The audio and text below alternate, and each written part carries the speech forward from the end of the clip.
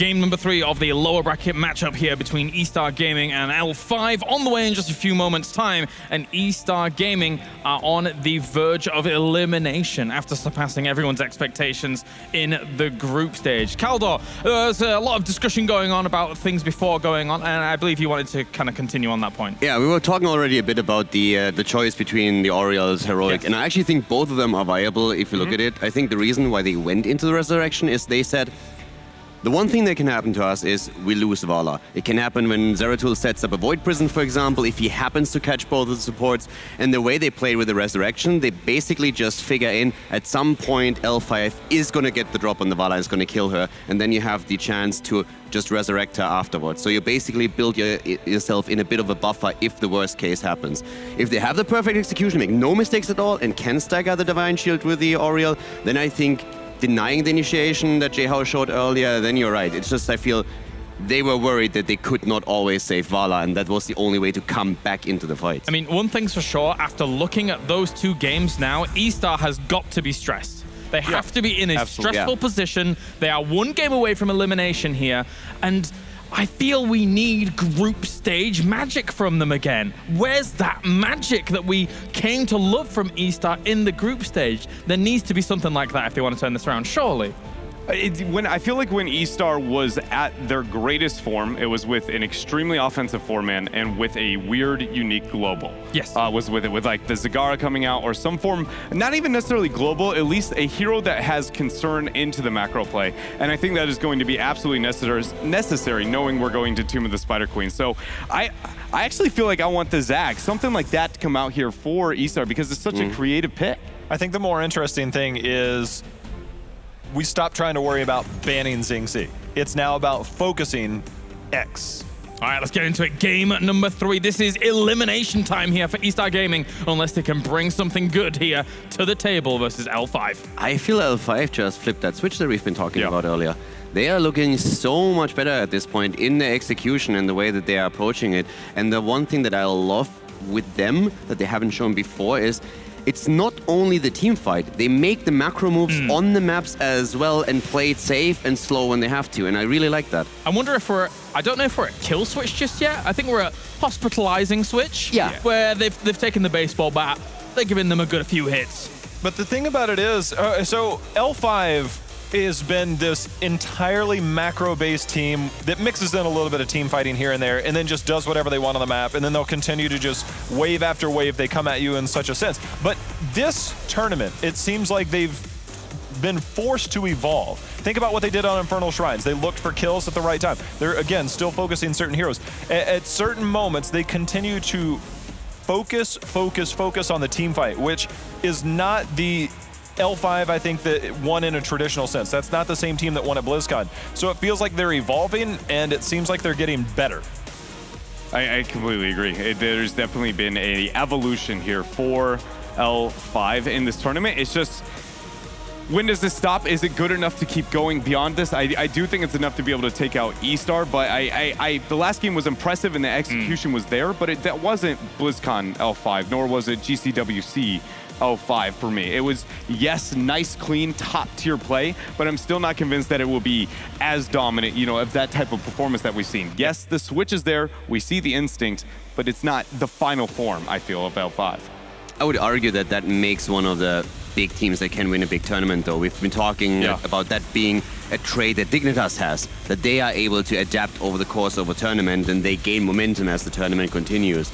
So I'm really eager to see what the future holds, not only in this series, but after that.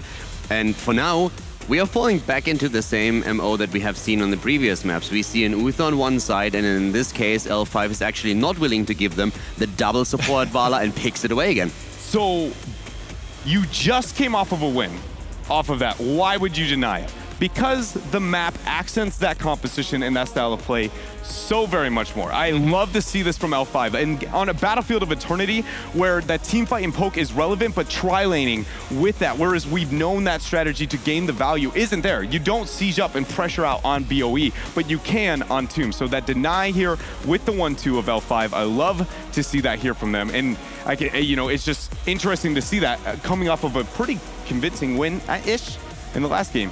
Also, if you drop a Tassadar into that mix on the side of L5, the control that you get on the map over the turn-in points is insane just because of vision alone.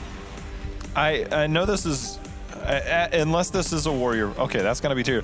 China has been known to run more and more ETC, and I just kind of wondered, like, would that be their new X factor, right? But I think with Tyrael being there, that definitely just says, look, we're going back into the gray main, give it to Xingzi, give him that double invulnerability that can be there between the Sanctification, between the Divine Shield. Let's see how hard he goes. Again, as much as we talk about Xingzi, the priority on bans, I guarantee this is going to be a ban towards X's hero. It seems like every single map that we've had so far, it's a ban towards X, and it's been some type of denial to what he's done. And he's been on heroes that haven't allowed him to be hyper-aggressive at the same time as Xingzi. And normally it's just this chaotic approach that you have to deal with the front line, or you have to deal with Xingzi, and in some form or fashion, it's going to hurt. Except right now, the last few team fights, that's been lacking. Artanis doesn't cut it. Where do we see L5? The goal with the Chromie. I mean, that shows that they're hella focusing on the lane. Like, where would Chromie fit in eStar's composition at all? You have the Death Ball Trinity is built here. You have all offense. Chromie, yeah, she can accent kills when there's hard CC to set it up. Tyrael doesn't do that. Only one explanation. You're focusing on your lane so heavily that you don't want the Chromie to get the poke out. It's going to be a hammer. You're going with hammer? I'm not going with hammer. I mean, it's essentially just, you know, we've seen this out of China and Europe even, and North America, to pick Chromie into this Holy Trinity as a way to kind of slow down the pacing. So L5 has put heavy concern into their laning phase, into their rotations, and specifically their first Web Weaver phase. Would you be at all surprised if eStar gave Zarya to X at this point? Just find a team that can go in, that can isolate people, that you protect the gray main while also doing damage. That would be, I think, a nice touch, you know, to move Savage over there. How do you lane then? That's a long conversation that I don't necessarily think we have the time for. Tyrael can be the supplemental, like, solo laner. You just come help him every so often. Essentially, yeah. It's like a 3-2 babying where you just isolate the mid to kind of make sure nobody loses hard, but you do suffer across the board. Okay, so there we have the Tassadar. We talked about that already a bit. With the Aurel coming in, it was given that they would very likely choose a second support here, and we have that for the Vala. And we also have the Haka for the wave clear and the race car. I overall really like what L5 has been doing thus far. eStar, let's see how they round this out. I don't see any...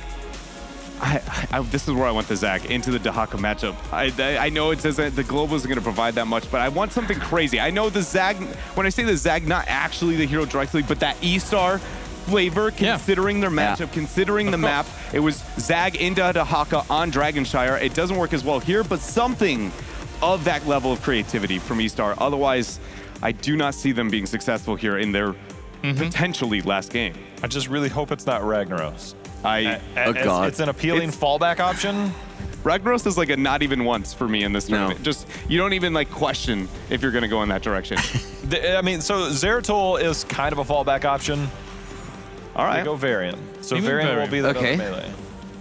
At least they have a solid taunt combo, right? There's no cleanse, so you can force out Aegis. Taunt is on a very short cooldown, especially relative to Crystal Aegis. So you now have this ability to point, click, slow, stun, and then potentially get that blow up, maybe a cursed bullet, maybe a lead main combo. So you can see it's there, and it's on such a short cooldown that even if you fail, you can try again. The longest cooldown in that combination is simply a cursed bullet 30 seconds. And there's no cleanse on the other side. You can go with the Auriel and drop the ult, but the problem is you always lose the trade into the cooldown. So that blow-up potential is just massive for eStar. It's a beautiful rotation to see that, the Varian pickup on eStar, because you saw the Chromie ban is like a not only a defensive to the tri-lane, but it's you really don't want to pick Cleanse because we desire Tassadar. So then eStar goes, well, yeah, you might be able to remove the Chromie, but there is still another very short cooldown. You must need Cleanse hero, and that's the Varian pickup. So it was a nice adjustment on the later parts of that draft. Johanna was a good pickup for the frontliner, though, at least to deal with it. Because as much as the Cursed Bullet, yes, we'll be able to chunk her, at least she can get out in position where she can actually drop her shield and be able to potentially survive through some of that. The blind as well. If you time it really well with the cooldown and you hold it back until the initiation really starts and you drop it then on the gray main, you can negate quite a bit of the damage. And if Auriel comes out with ult as well, you can make that work for sure. So they definitely react to it. Yes. So, looking at the drafts, how they line up, I think I'm getting the air that people are a little bit more confident for eStar's draft here. Yes. But maybe not the execution after seeing those first 2 games. For me, how I view it is I like eStar's drafted in terms of team fighting, but the execution is very difficult. But I always put execution above. If you can perfectly play it, I will always put that above every other composition. But L5, it's an easier comp. It accents the map, and I think they're the better team. They have great wave clear as well, and this is one of the things that I feel can snowball it really easily for them if they get a bit of momentum in the early game. So I am saying, especially after the execution we've seen on the last map and how eStar struggled, I say L5 takes it with a 3-0.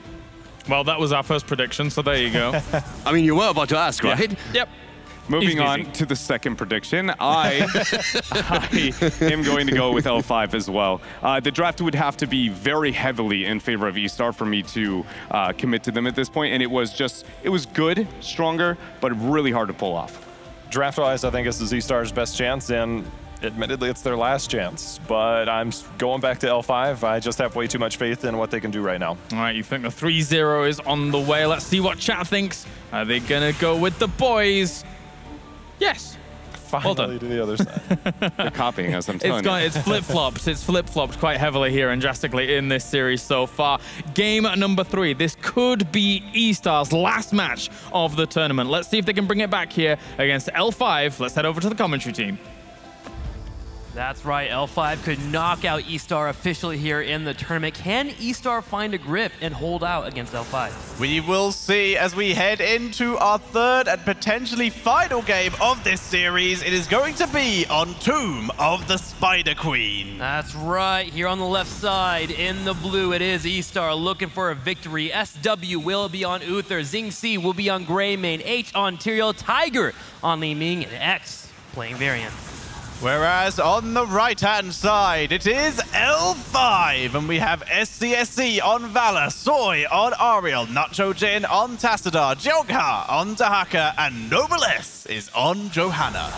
That he is. So let's go ahead and see how our team's going to run in. I'm looking at L5, man. They should be able to do very well in the laning phase. The Johanna, the Vala in particular are just scary, bolstered by that Ariel that we've seen so much. eStar Gaming is going to have to make sure that their rotations are on point, and they need to find a way to sneak in to get kills, particularly in that bottom lane, and maybe pick off at Dahaka. Yeah, Dahaka already taking a little bit of poke damage, actually, from Greymane there. But it is Dahaka. He's actually tunneling. He's going to top lane. Wow. He finds H, and H just ignores him and just lets him run up. But either way, they now know exactly where he is, so a little bit of a lane swap. Yes, that Greymane and that Uther being in the bottom can be quite a pain for Dahaka. If you step forward, you get stunned out. Greymane puts up that damage up front, so L5 makes the proper rotation, allow Dahaka to do well in a lane, and here he is in the top. Tyrael and Li Ming, that's manageable. You clear out the wave, use the essence to heal up, but a Greymane and Uther, a little bit more scary. I love the adjustment here from L5 as they're willing to handle what eStar is throwing their way. Yeah, and if there's one thing that can completely lane against a Greymane Uther, it's an Ariel Valor. That is a laning setup that's going to be immensely difficult. If they send Tassadar down there as well, that lane will be super pressuring, but instead, Tassadar staying in the mid lane with Johanna, making sure that lane is cleared as efficiently as possible.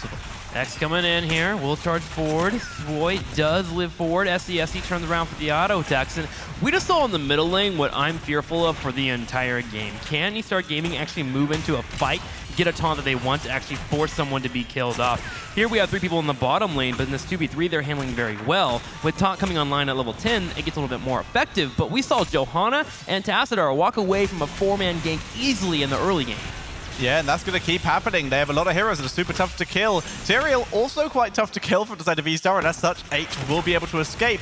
But like you said, they are currently in a great position in terms of being able to avoid those ganks, but once taunt comes on, there is no cleanse. It is down to individual heroes and support from the team to keep everyone alive. That's why I like that Johanna pick up there as a 5th. You continue to keep map control, you get the wave clear, but you also have the possibility for using Iron Skin for a disengage. Dahaka at level 16 and such, being able to get that burrow. He walks away from the fights when he's able, he needs to. And then you have Tassadar and Ariel for the heals if you need. You don't really have to have those cleanse with the warriors they have selected here. I think L5 has a great composition to heal or deal with what eStar has coming their way.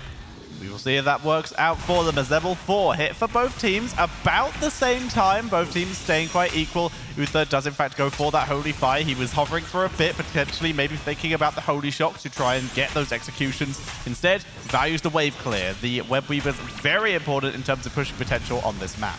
So for me, one thing that L5 needs to do is be constantly aggressive in these lanes. They want to be able to get those Web Weavers, push in their opponent. You don't want to let eStar get to the 10 easily, right? No. Get to that taunt, get to the Sanctification. Of course, Uther moving into other avenues. You can grab Divine Shield here or even Divine Storm if they really want to go all in, which could be an eStar special. But L5 needs to get their turn-ins and make sure to shut down their opponent and open up the battleground to make things much easier for them to transition into that mid-game. Whereas L5 right now do maybe a little bit quicker on their rotations. They're also able to do a huge amount of poke damage.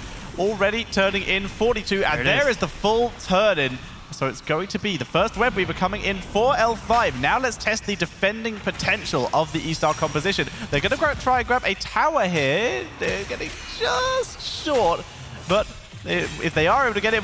Oh my god, there we go. Finally able to finish that off. That's going to give him a little boost in XP. So they are staying at the moment fairly equal with L5. The question is, how much XP will these Web Weavers get? Yeah, you start getting experience there, but L5, I love what they're doing here, grabbing the Web Weavers at level 5. Typically, you don't see it until level 7, level 8. You're trying to set yourself up to get that level 10 faster. They just want to immediately get as much pressure as they can on the opposing team, and they're able to with the composition that eStar has. Sure, they have some decent poke, but their lack of wave clear makes it a little bit difficult for them to handle anything that L5's heads their way, which allowed for L5 to turn in after they continue to push in. And look at them. They are just moving in for the fort. You can just see eStar struggling. They put multiple members in the bottom to deal with the experience, some in the top as well, and a variant in the middle, which is wave clear. It's kind of mediocre. Yeah, not the best. He's going to be able to avoid getting all in, but unfortunately, he, like you said, no wave clear, no focus after the Immortal. H will escape very barely, but that is going to be the first fort of the game, down at just over 4 minutes by L5.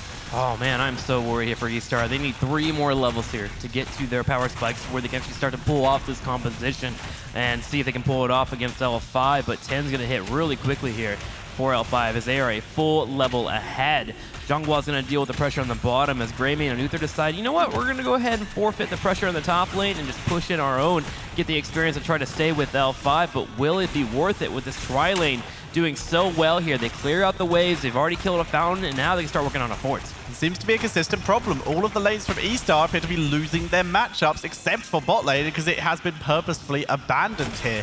Zhonghua will be able to clear up the minion wave very quickly because Greymane and Uther have to react here. They have to move up. Oh, I like what eStar was trying to do. So they put in the pressure there because they wanted Johanna to rotate down and possibly pick her off in the rotation, but Johanna was too smart for it.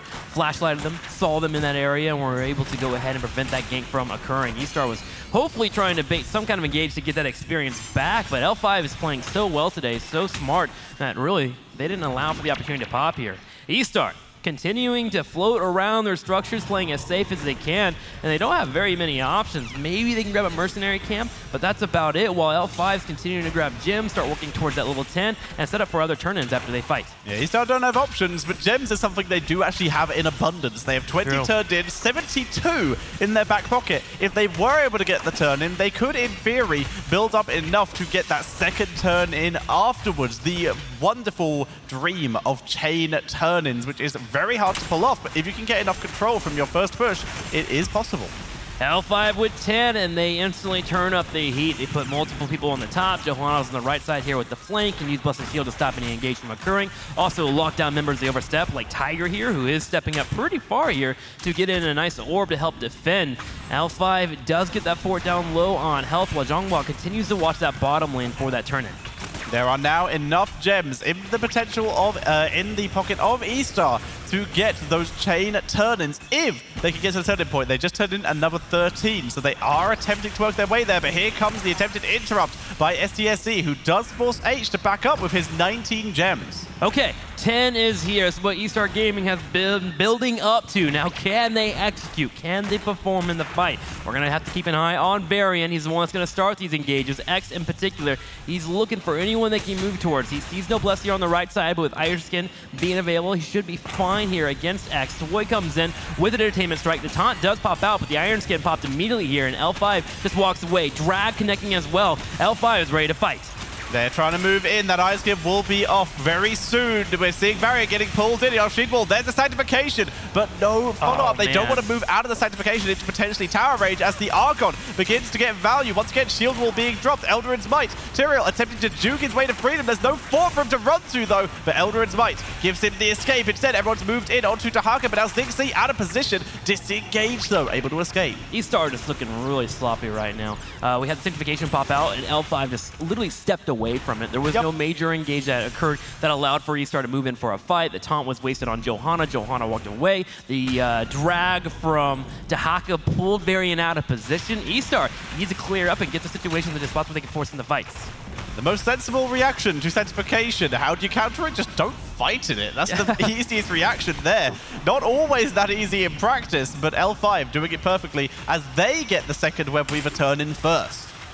eStar, I'm watching them right now. Tyrael's looking in the top. Varian seems to be by himself constantly. He's hoping to delay in the bottom right, but the Web Weaver turn in from L5 is looking pretty powerful at the moment, as we're going to have pushes in all lanes. There is one lone fort in the bottom that can be the main target, and so far it looks like L5 is going to go ahead and group up and start getting in a scenario where they can move in for that engage. Here in the middle, the Blessed moves in, make sure to clear out that top lane, and they all group up. Here they are, all 5 of them, pushing in, not minding the fight. They actually want to move in for keep walls. Yeah, they're moving in through the mid lane with Dahaka clearing the top lane, while Bot is just getting wrecked by the Web Weaver on its own. Looks like that might survive. Looks like it did. Tetcher, where is the fight from eStar? Where's the eStar we saw last week right now? I would love for them just to start ramping up. In fact, they need to right now. This is game point. If they lose this match, they go home. X hoping to help clear this front line with his teammates as Li Ming is in the top.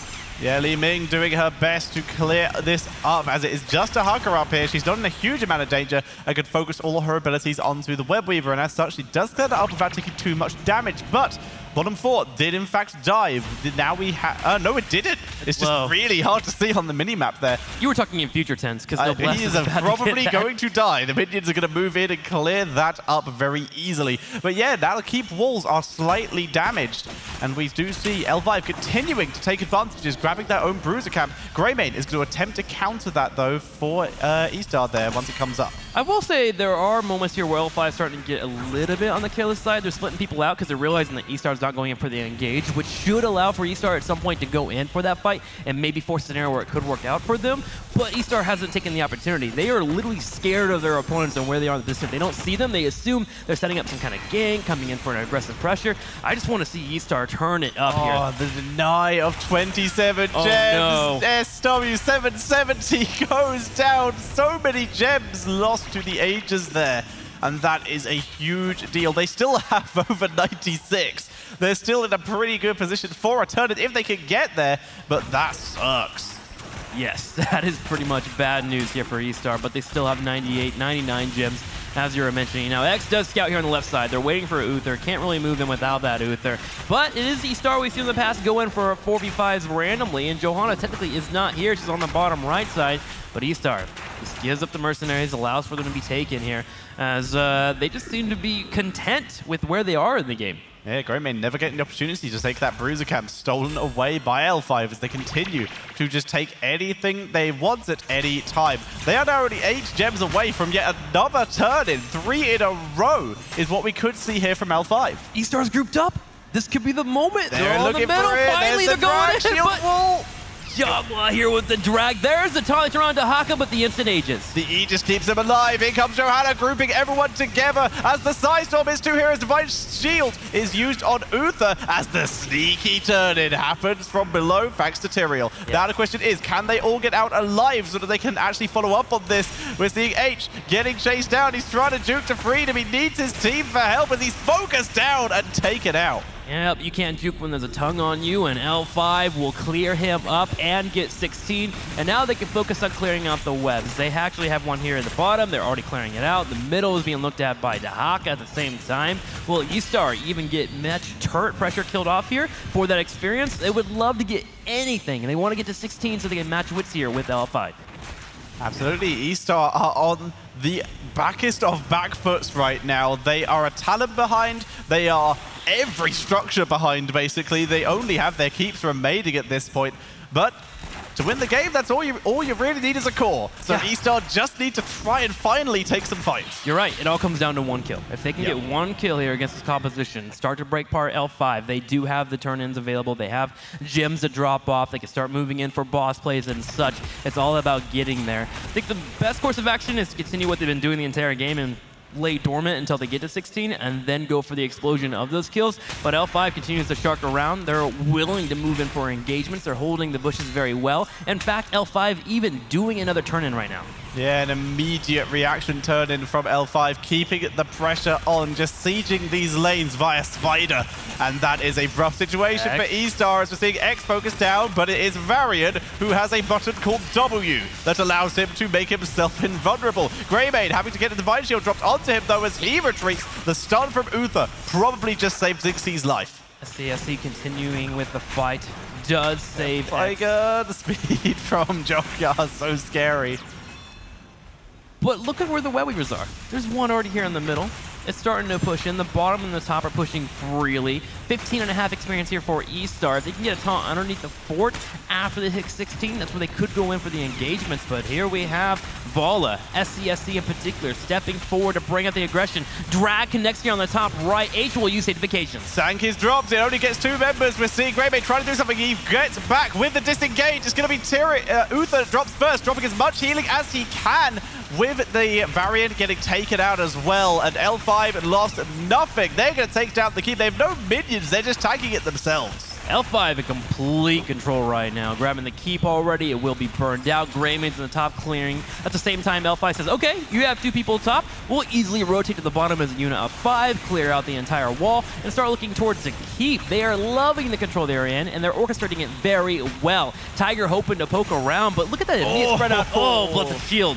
Whiffing. Storm and the multi-shot from Valor, picking up the kill there. SCSC is that stepping game? it up. They've taken down a second keep. They're moving very far forward for it not to be game. It's eStar with very few heroics remaining and 1 member down on the defense at their core. They're moving in to try and defend it. L5 realize this might have been a mistake and are starting to move back, but if they can pick up some kills, it might be it. eStar stuck against their core here. Finally, they decide to go ahead and fight just to live here, to stay in the tournament. Can they hold the 5-man push that is coming for the core? The shields are getting low. L5 deciding maybe this isn't quite worth it. With Li Ming spawning in 9 seconds, they're going to go ahead and pull away. So eStar will live to fight another day, but there is good news. They've hit 16. They're equal on talents, but they have to fight before L5 hits 20. X scouts this out, shows, making L5 reconsider. They're on even talents, like you said, until just a little bit longer for L5. But there's no reason for L5 to fight now. Yeah, that would have been an amazing core if they'd been able to take it, but why would you risk that when you can just back up? Here comes the damage onto H. It needs to stay alive. He doesn't have Sank for another 7 seconds as he moves back. Now we see Varian trying to tank through this, dropping any damage he can. H dropping Logan, Dem pulls him in, he dies before he can drop Sank. eStar just running away the Divine Shield at the last second to survive, but the tongue connects. Uther will fall. 3 members of eStar running from the top left here. Now, Li Ming is still here. She's still one of the greatest defenses you can have on a core, but it is a 3v5 against a double support. This looks nearly impossible here for eStar. Can they pull it off? Li Ming on the back right corner looking for SCSC. It's all the damage. Tiger duking this out, but SCSC gets the kill. Now it's come to Greymane and Varian. Varian dropping low. Ziggssie is focused down. There goes Varian, and that is going to be GG. And L5 takes the series in a 3-0. Now that is how you end a series in convincing fashion. L5 being very convincing today, coming out and showing everyone that, you know what, they're still on L5, the old L5 that we've known as they continue to do well here at the Mid-Season Brawl. eStar Gaming will be going home, though, as they lose 3-0 to L5. And I can't believe it, man. L5 came out today with a really solid draft overall. They really identified Vala and the strength that she provides and make sure to take that away from eStar Gaming, and they did completely well. It was really sad to see, though, eStar Gaming, man, in game number 3 just seemed to really lose their lack of fight. Yeah, we would all love to see more from eStar throughout the group stages and from yesterday's games. They were incredibly entertaining to watch, and we had such high expectations for them. But it is not so much down to eStar. Like we said, it is very much down to L5 stepping it up in this series. L5 taking away the victory. We're going to go ahead and send you over to the analysts and get their thoughts on the game. Feels like that's the start of L5's proper campaign to gain some more resurgence into this tournament. A 3-0 against what looked like a dominant eStar in the groups, put L5 in a much better position now. Yeah, definitely. And I think one of the big contributors was not only execution, but also with the draft. Once again, they had the wave clear and they carried it throughout the entire map. Tomb is known for it. They didn't die, the blow-up comp didn't work in favor of eStar, and then the wave clear alone gave the Korean team such a big push on top of the execution, which was again on point. I mean, that was very impressive coming out from L5. It does feel like they have made a huge step forward, and so much so that I definitely feel like Europe, you know, they've got to be second-guessing themselves at this point in time, because that was great coming out from L5, but also looking at the entirety of the tournament, Europe has been the most consistent with their performance, so I still feel like there's a bit of an edge going over to Europe in the rest of this tournament, but I mean, L5 would just put up a huge argument that they can make it to the finals. Jay-How, there was a lot of moments in that game, but L5 looking strong overall in quite a lot of those. Yeah, they were looking really good, and I'm going to cover like one key moment here. It was kind of that middle keep battle that we had, and we talk about eStar, right? So one thing that I noticed when we were going over replays, and we just pause right now, is that if we frame it real quick, we know that the simple fact that eStar, it's like they're aggressive and they just don't rein it back, right? Yeah. So the main thing that we worried about was the cleanse, and we'll go ahead and roll it forward here. Now, the biggest thing is that we're going to see an early Aegis here in the middle. You see the dive instantly there. So the taunt there. Now, if we pause here, this is where you start to have eStar. They need to frame out of this, but the entire time Tiger's been zoned out. But the minute they go in, it's like they're all in or nothing. Now, there's one key thing that happens here is that you have the Aegis. Now we roll it forward, and you can see H here thinks it's a good idea. Now, pause now. The minute this happens, SC gets out and he starts to run away. But this is eStar's aggression coming out. It's a matter of now we go in, we missed it. Crystal Aegis is out. This didn't work before, so what do we do differently? Use Sanctification there. The problem that you have is that you have a very well-orchestrated team on the other side, because now the key player to watch is going to be Noble S. And now we see the other player, SC. As we roll it forward here, Sanctification has a timer, and when you use Sanctification, you group up. Pause now. Unstoppable going in with his Condemn. And if we roll it back just a couple of frames, this is a well-coordinated team, because you can already see the barrels coming out from the Rain of Vengeance that's going to be coming down. This is execution between your players, your tank and your assassin on the backside. Condemn is going to pull them all in directly into here, lining it up. And as we go forward, you're going to see SC land the Rain of Vengeance on 3 members. And you pause there and look at that. They go from very healthy to very unhealthy real quick. And that is eStar just saying that didn't work out the first time, let's try something different. The minute they did, L5 knew what to do instantly. Yep. That is experience, that is execution, and that is a flawless performance by L5. And you just roll it forward and you just watch people die. But that play right there just signified to me the difference in eStar, who is a really good team, and L5, who is just a step above, and any moment that they faced adversity, knew what to do. Well, we are joined by SCSC from L5, as well as our Korean translator. Firstly, congratulations on your victory there. A lot of people have looked at L5 this tournament at the moment and said, it's been a bit of a rocky road. It's been a bit difficult, but that win against eStar here must give you a bit more confidence moving into the later stages. 일단 우선적으로 승리 축하드리고요. L5가 좀 순탄하지 않은 길을 걸어왔잖아요. 근데 그거에 대해서 어떻게 생각하시나요? 저희가 좀 적응을 많이 못했어요. 그래서 좀 힘든 길을 걷고 있는데 이제 좀 많이 좋아졌어요. 그래서 실력적으로 지금 많이 보여주고 있는 것 같고, 그래서 괜찮은 것 같아요, 지금은. So it is true that we had a bumpy road in the beginning, but now it's improved a lot, and we're all coming back to our dominant forms. So it's getting better and better by the day. Okay. You guys had an easy series yesterday against Nomia. Today you go against eStar, who you had a 1-1 against. Were you worried at all facing eStar for the second time, where you had trouble with them just a handful of days ago? 어제 노미아한테 좀 쉽게 이기는 그런 경기를 하셨는데요. 오늘 eStar의 이제 조별리그 이후로 다시 만나는 데 대해서 부담감은 없었나요? 어제도 말했지만 이스타는 약간 파해법이 나왔어요. 그래서 저희가 발라 위주로 픽하고 발라 견제를 하는 픽을 해주면은 좀 괜찮은 것 같아서 그게 잘 먹힌 것 같아요 오늘도. Like I said yesterday, we have a solution for eStar. Just pick Vala or just focus Vala more or less. So that's why we're confident against eStar. So I have one question. Korea has been struggling in the tournament and has not lived up to the expectation that especially the Korean fans had. How much does that impact them when they see themselves now as a representative of the Korean community going into these games? Is that extra motivation for them? Is that a burden? Is that just extra pressure? How do they deal with this? 한국이 조금 이번 대회에서 조금 부진하고 있는데요. 한국 커뮤니티나 한국 팬들이 거는 기대 이런 게 어떤 영향을 미치나요?